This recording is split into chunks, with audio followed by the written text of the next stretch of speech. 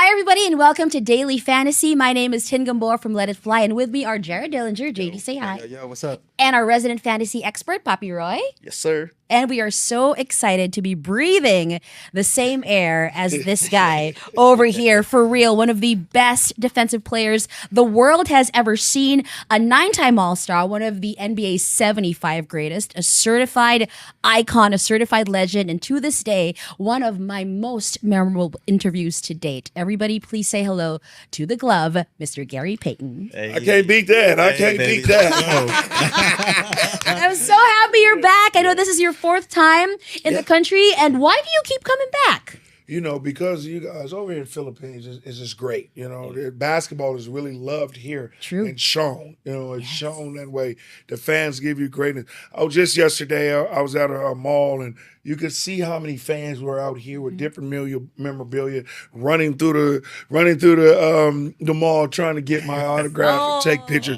And that's great. When you have that type of love somewhere, you always got to come back and give love right back. And speaking of giving you love, all 3 of us are millennials. So we saw everything you did. And this guy right here had every single one of your shoes. Stop it. That's a great. You gotta let it know. You gotta let it know. Play cool right now. That's okay. That's okay. That's okay. Hey, for real, man. Thank you. Big time fan. I appreciate all the shoes growing up. you. So, man, I'm gonna start this off. Yes, I'm go ahead, selfish. JD. I'm gonna start this off. Yeah, for Damn it. sure. Susie. No, Mr. GP, man. You know, coming out of the rookie year, you know, I was a pro player myself. You know, your number 2 draft pick. You had a lot of hype coming into the league, and I'm sure there was some sense of targeting at you, just what you were about to do in the league. I want to see what the fans would like to know. What was your welcome to the NBA moment? That experience. What was it? Was there something crazy with moment? us, bro? Crazy moment.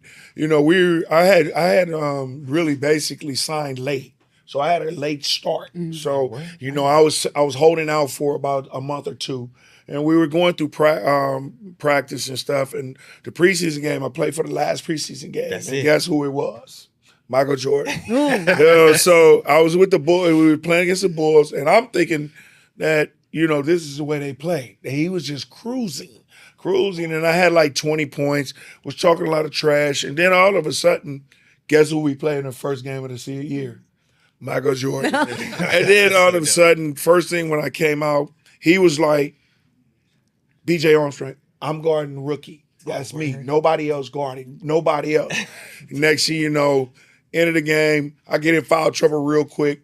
Play almost 10 minutes. That's it. He has 35, 36, and he comes over and like, welcome to the NBA. Preseason ain't nothing. You were already on the bench and he came over. Yeah, he's like, welcome to the NBA, young fella.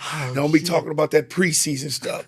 And it was an eye-opener for me. You know what I'm saying? And that's just the way it goes. You know, you get a humbling real quickly. And then, you know, I struggled for the first 2 years because I wasn't with the right basketball coach that I needed. Then George Karl came, and then that's when my career really took off. That's what's up. Yeah. Oh, man, that's crazy. It's a literal welcome to the NBA. Yeah, straight up, right? Yeah, that's wild. Papi Roy, go ahead. Yeah, so I'm gonna give you a way to redeem that story. So, as someone to be known as a legendary defender, you've played against Michael Jordan, of course. Had a chance to play against LeBron James. So I was thinking, what was the thought process in terms of preparing on how to defend both, and what were the differences and realization?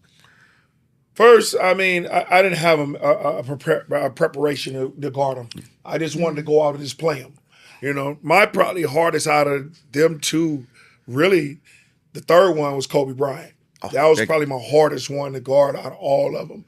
When LeBron came in, I was young. I was older. He was young. He was like a 17-year-old, was a big guy.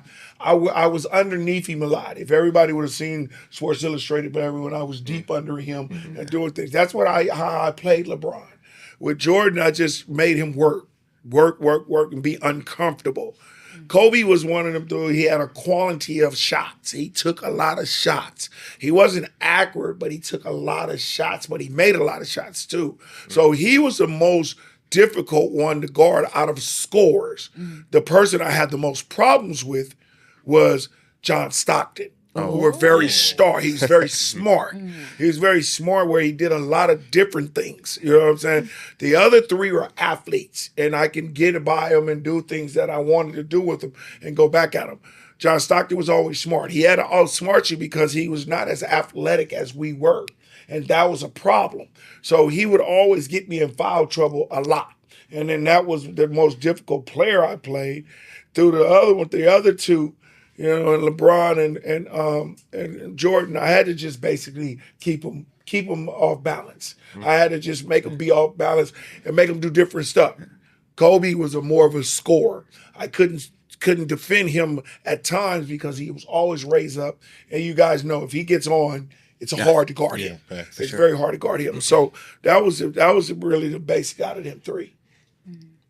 So, okay, your name is obviously synonymous to defense. Let's fast forward a bit to the game of today. Who are the current defensive anchors in the current NBA that you see that can kind of be comparable to you, maybe, that can, who are capable of changing the game with their defense? Two people now that I really say that right now as in guards. I think Drew Holiday is one. Ooh. He's he'll change the game with his defensive intents and be up there and pressure you. And then I think my son. Good answer. Fantastic answer. He can change it. He'll change the game with his defensive ability because he gets in you and then he takes the job. He takes a challenge because he wants to guard everybody. If they're big or small, he guards them, but he makes them different.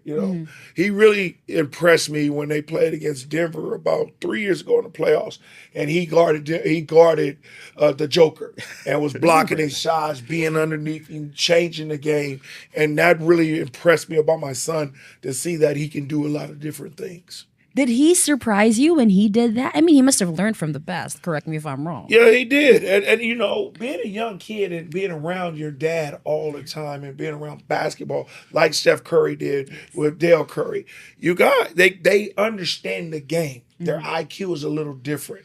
And he really impressed me by his athletic ability, where he can jump, and the way that he was smart enough to, really frustrate a lot of basketball players. That's what I did. He frustrates basketball players. As you see him, my son is kind of dirty, really. He really be holding you. He be pulling on your shoulder. He does untie your shoes. He do all that type of stuff. And if you see him, he's really, really dirty player. So I would have been with so much pride. I love it. I would have been at him, boy. I would have been mad. Me and him would have had a lot of fights. But he does a good job at it, and I'm very, very proud of him for doing it. Yeah. I mean, Mr. JP, I just kind of want to lean a little bit harder into this, like as a father myself, and I have a son, and you're an athlete, your son's an athlete. What was that relationship like? How was that, as he was growing up, and was he taking advice from you? He wants his own path, obviously, that he wants to set for himself. I'm just curious if you could share with us, how did that go? Great question. And everybody knows me and my son wasn't really, really as tight as we are now. Growing up, I always put him down, and he hated it. He hated it with a passion. Named after me, it's difficult, going through school and you seeing your father be who he is, and then kids talking about you never be like your father. You won't be like this. He was a slow blossom. He blossomed slow. And when he was there, I didn't really think he was that good. I didn't really think he was good. And then he started getting into high school. He started blossoming. Went to junior college. And then all of a sudden became a junior college All-American. I didn't think he was going to pick Oregon State to go behind me out of school, but he did. And he did that. And just till this day, our relationship has got better because I become a father, not looking at him as a basketball player. It's very selfish of myself to look at him as a basketball player. It's only going to be one Gary Payton. It'll never be another one. So I just named my son after me. I always tell him, if you want to be anything near me, just put your picture on the side of mine. Hang it up there with me. And we can say that. And he's understand that now, and he's got his knack for the game now. He goes in the game, he's very confident about a lot of things. And that's what I tell parents today. All these parents being at AAU, getting out there screaming and yelling. Yeah, And, it's crazy. Here's my son here, Yeah, man, yeah, get yeah. out of here. Stop that. You're living through your son. Stop all that crap. You know what I'm saying? Let your son play. Let your daughter play. Let them be who they're gonna be, and don't be trying to live through them because I tell kids nowadays they're the product. Yeah. The parents are not. Yeah. You let these parents understand, man. Let me play and enjoy my game. I gotta enjoy myself. Not be worried about what you're saying and what you're doing, and have my coach be talking about, oh boy, here go this parent, here go this mom. Yeah. And it takes a toll on kids. Yeah. And I've seen it. And that's where this mental health starting to come with these big time players and that's coming out. And Right. I just was at a big time Nike camp and we had that conversation. I was on by myself, and I was by myself with the top players in the country, high school players in the country. And I let them know. I just said, hey, look, you guys are the product. You got to tell your parents, look, we got to have a conversation. Let me do this, and you just ride along with me and have. Don't be letting me get in my business or let me get taught the right way. And a lot of them didn't raise their hand at first, but then at the end of the conversation, about 30 minutes later, I asked the same question. And mostly all the room raise their hand. And that's what I want. I got to let these people know we can't live through our kids. We can't. Yeah. And that's what I've learned to this day. That's respect, man. Those are wise words, man, for sure. That's Incredible easier said than advice. done. Yeah. Like most definitely. You see it a lot in the youth sports these Yeah. days, right? And it's hard to see that lens that you have and that perspective. So it's cool to have someone like yourself be a voice. Right. And to get that out there for people to understand. Because I don't think people come with it with bad intentions, No. obviously. They just feel like that's what they feel is right. Right? Yeah. That's all it is. It's just an information gap. So it's cool. It's an information gap, but they still have to understand. Yeah, You're not facts. out there playing the game. Yeah. Your kid is out there playing the game. Yeah. And you're messing with the kid because the kid is always hearing your voice, and then everybody around them is making him look bad. You know what I'm saying? They be like, oh, your father always, your mother's always like that. Just sit there and relax. Enjoy the ride. I'm telling you, your kid is going to be good anyway. Enjoy the ride. Just let them be taught. And that, like that today, I coach. And I tell them, I don't care. I said, I didn't tell you how to raise them. So don't come in here and tell me how to coach them. That's my favorite word with them. Don't come in here telling me how to coach your kid, because you're going to take your kid back home with you if I hear you in the stands yelling, talking about put him in the game, do this, because they're going to listen to you. Facts. They're going to listen to you. Yeah. When you screaming like that and I'm coaching, and I went out and I run a play, and I'd say, run this play, and then your parents out there saying, yo, this is what you gotta do. They're gonna do it, and they're gonna mess the play up. Yeah. And I'm gonna be mad because we're gonna lose a basketball game because you're not running the play I say. So that's why I tell them to be quiet. I'm gonna use that one. I'm gonna definitely save that one. That's a nice little tagline. Those are counter back at the moms and dads. real wise words. And speaking of being a great influence, aside from being known as the glove, that's that mouth of yours. You're also quite known for that mouth of yours. Absolutely. In today's NBA, is there anyone out there who you think comes close to your trash talking? Not really. Not really. The a trash consideration. Trash talking is not It's what different, it is. right? It's Yeah. different. It's different. They It's don't want different, that definitely. in the game now because kids are watching these kids bury these athletes too close. You talking about the NBA, Mr. Yeah, GP? I'm Okay. talking about the NBA. So they'll talk to the players like, "Hey, don't be." Yeah, they'll everything- tell they you can hear it because all. you understand the referees check you real quick. Yeah, And at then least you that. get kicked out of Yeah. games real quick. And then you're getting reviews on the cameras, Right. whatever you They say. can say it. And That makes kids sense. are watching that. TV is really big right now because what do they do? When something happens in the NBA now, with us, it would be one little, review, but right now they're reviewing it. Oh, yeah. Reviewing it. Social media. Then all of a Social sudden, you media, get up yes. on the trom, and everybody's watching it Yeah. up here. Facts. Then all of a sudden, you're a focal point on social media. Facts, facts. Look what happened right here. So they don't want that to be happening with Makes sense. kids because kids are now idolizing these players at a max. Yeah. At a max. Facts. And that's the problem that it has. So they don't do it. Draymond talks the most trash to me, but he talks it to the referees and go crazy. And that's just it. When we were doing it, we were talking to each other. Yes. Yeah, And then all of a sudden, we would go over to a referee and be like, Sir, please. we just doing it. You know what I'm saying? Don't worry about it. They'd be like, yo, Gary, calm down a little bit. I'm gonna let you go this way. Nowadays, referees are not doing that. They're like, beep, tech. And then all of a sudden, you get a lot of texts. You're getting suspended. You're getting suspensions now. So it's not like that in the game now. Trash talking is not like that. And when I was doing it, I used to always say, let me find a fan. Let me find a fan. Wait, hold up. Go do anything. I used to do a lot of stuff, man. Yeah, I used to go at a fan. If I wasn't having a good game, I would want a fan to say something to me. So So you're listening. You're really like, oh, let me just one mother. listening to someone say something. Something. Just say one thing. So Just say something because I'm gonna go and get at you. So trash talking is not in basketball no more. That's not in sports. It's not like It's not like that. It's a trash talking, and them people now is cussing out the referee, Sure. or going down crazy because now what you see, they yelling, and they do it because they're not looking at nobody because it's gonna be taunting. It's gonna be taunting, and they're gonna be in trouble. Yeah. Okay, if social media was around in the 90s, would you have Crazy. changed yourself? Crazy. Like, I would have been in trouble. Justin? Oh, man, Played a no. lot of games. I would have been in trouble. I wish. Social Oh, media. man. You're gonna get a lot of bashers. I wish Bad for me. you would have been viral though, Mr. GP. I would have been viral, but I would have been crazy. Crazy. A lot of things would have Still would have been loved because of the wish. craziness. Yeah, I would have been I'm pretty divorced sure. real quick. Real quickly. So social media, I don't think it would have lasted in our era. Like, it would have just been too bad for us. We were doing things real crazy. Remember, we were fighting beating people outside of everything. A lot of people were doing a lot of different stuff. These young kids nowadays are not really acting crazy off the court.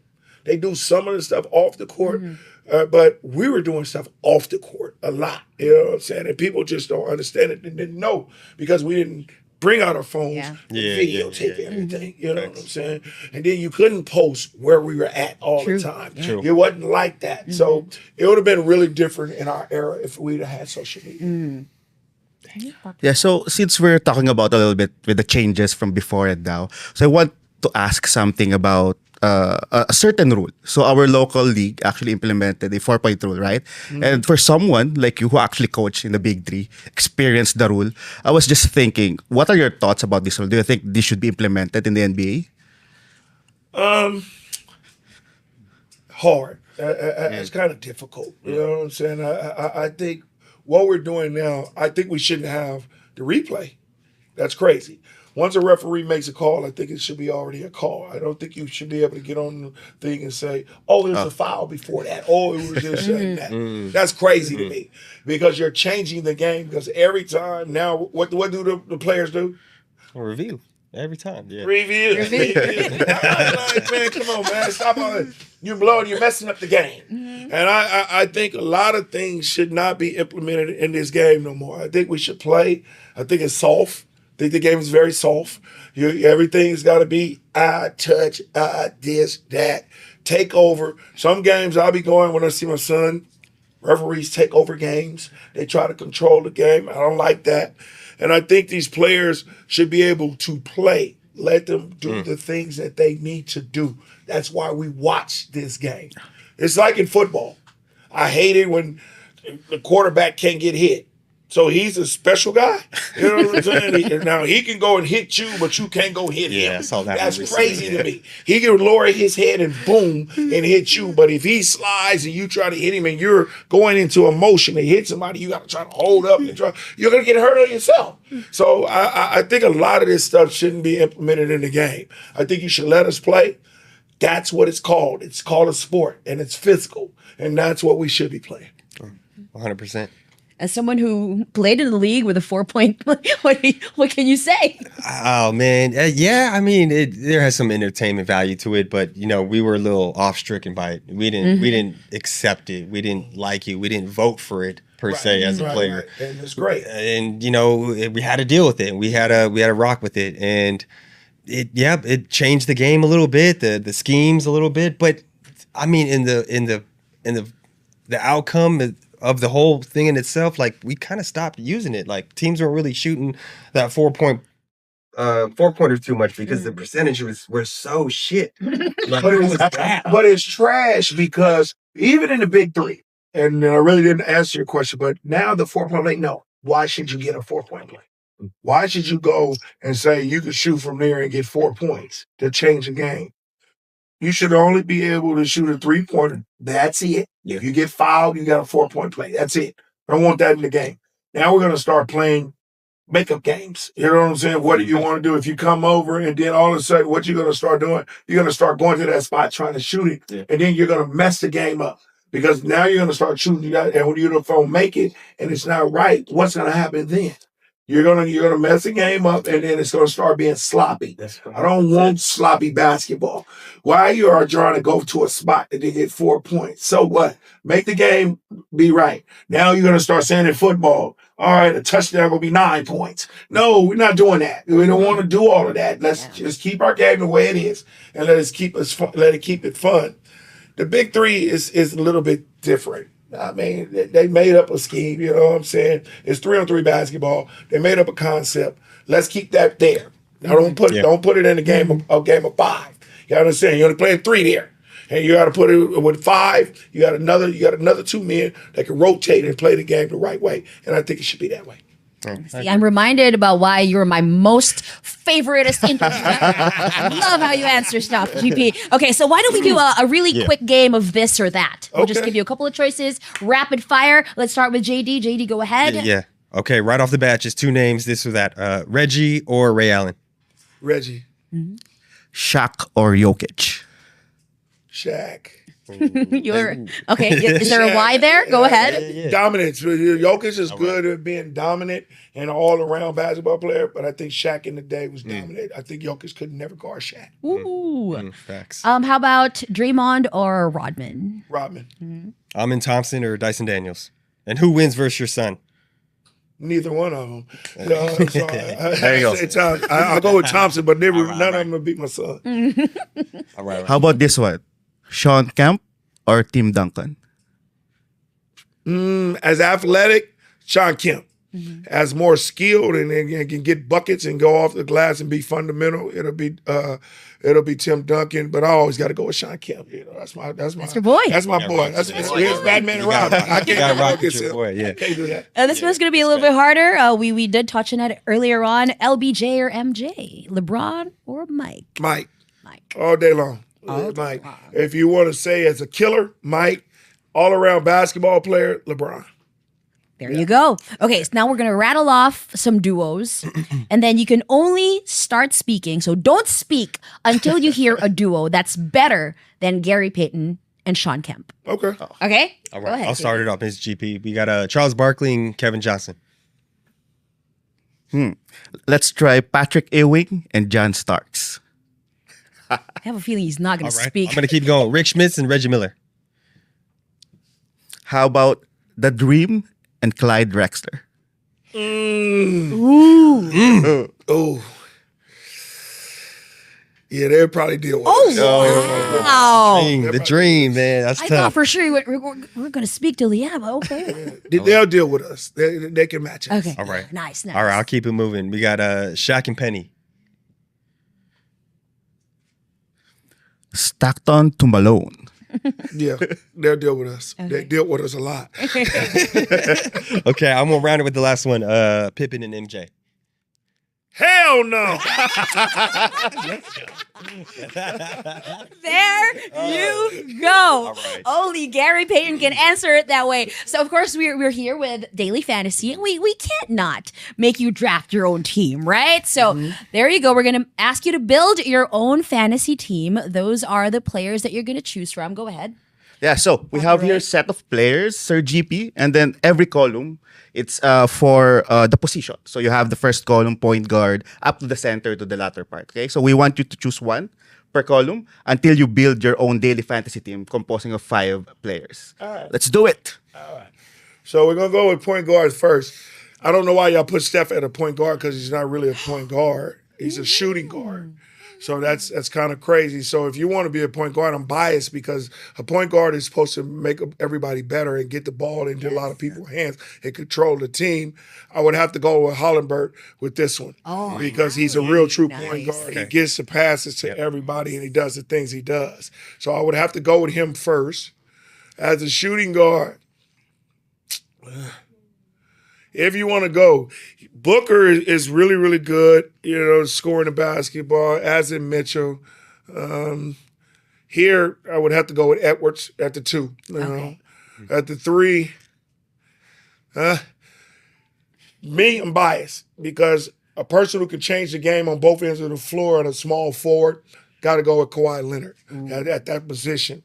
Power forward, Zion doesn't play that much. Giannis is down the hill. AD, it's out of AD and Giannis because the simple fact is Giannis goes down the hill and he can get buckets and he can score. Now, if you want to go both ways, AD can score the basketball and he plays defense.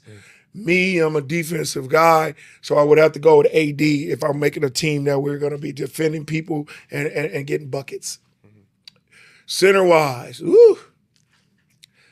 young fella from San Antonio is really, really good. I got to give him a couple of more years. Got to go with the Joker because he's going to give me everything I want. He's going to give me rebounding. He's going to give me assists.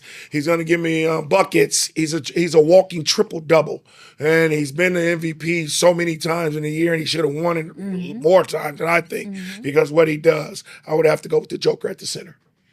That sounds like an extremely stacked team. And if you guys think that you can do better than Gary Payton, we have the QR code here. You can also check out playdailyfantasy.com and see if you can build a better team than our legend over here. Before we let you go, we have a lot of kids tuned in, a lot of young hoopers. Do you have any advice for them on maybe chasing that big NBA dream? I always tell young kids, and that's what we were just talking about when we were talking about young kids and with their parents. I tell young kids to today, and as I coach, I say, if you think that you've learned everything that you can learn in anything, in basketball, anything, you should hang up your shoes. You should hang up your shoes. My coach, Ralph Miller, was one of the greatest coaches in college basketball, and he taught me that. And till this day, at the age I am at 57, I still learn a lot of things. I am never biased of learning anything, even in business, even in life, even in anything. Kids got to understand you are going to have somebody that is going to be greater than you in anything. You're going to be better. If you were perfect, you'll be able to get his books of world records and we'll say you're a perfect guy or a perfect woman. I don't think that. I tell kids today, work hard and remember, you don't know everything. Think about it and just try to soak up all the knowledge to become the best person you could be. There you go, kids. From Gary Payton himself, never stop learning. Again, check out playdailyfantasy.com if you think you can build a better team than Gary Payton. Thank you so much. Yes, sir. Thank you. It's Thank you very much. Thank you, guys. Appreciate you. Thank you guys Thank you very much, man. Thank you for sharing all that knowledge. Thank you. Thank you. Yes, We'll sir. see you guys on the next one.